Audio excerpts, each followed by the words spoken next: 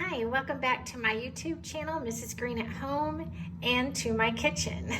I am working today on a copycat recipe for Subway rolls. I think I'm going to try to bake them off and make some hot Italian sub sandwiches for dinner. That's my yeast, my sugar, my salt, my olive oil, and a cup of lukewarm water, about 110 degrees, in my mixing bowl. I've set a timer for 5 minutes, waiting for my yeast to dissolve and get foamy. When it does, I'm going to add the flour. Thought you might just want to take a peek at my yeast. I'm only maybe a couple minutes in, but it's starting to happen over here. I was hoping it would bubble up for you so you could actually see what it looks like when it starts, but it is happening. It's transforming, getting kind of foamy. The olive oil is sitting on top still, but the yeast is foaming up. Okay, so we've only got like half a minute left, but you guys can see it's really foamy now. I've got my dough hook up on my mixer, and I'm going to add 1 cup of flour and mix it for 3 to 5 minutes.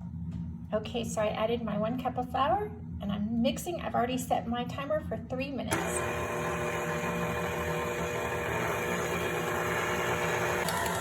Okay, so this has got 2 1/4 cups of all-purpose flour in it, and it's still looking really sticky. It's not pulling away from the sides of my bowl, so I'm going to add more. Okay, so it's pulled up from the bottom, away from the sides.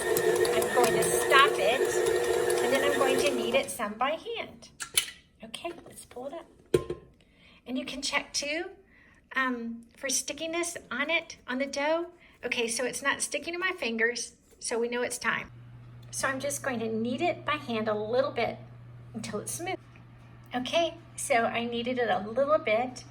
I have shaped it into a ball. I've returned it to the bowl. I'm going to cover it with plastic wrap and let it rise for about a half an hour.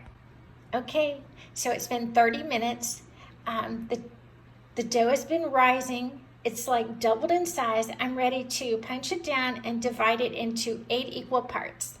Okay, so I'm just cutting them into 4 equal parts, and then I'm going to cut them again and divide them.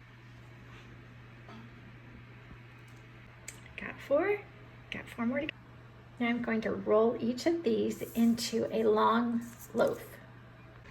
Okay, so I've got 8 little rolls rolled out. They're on my parchment paper.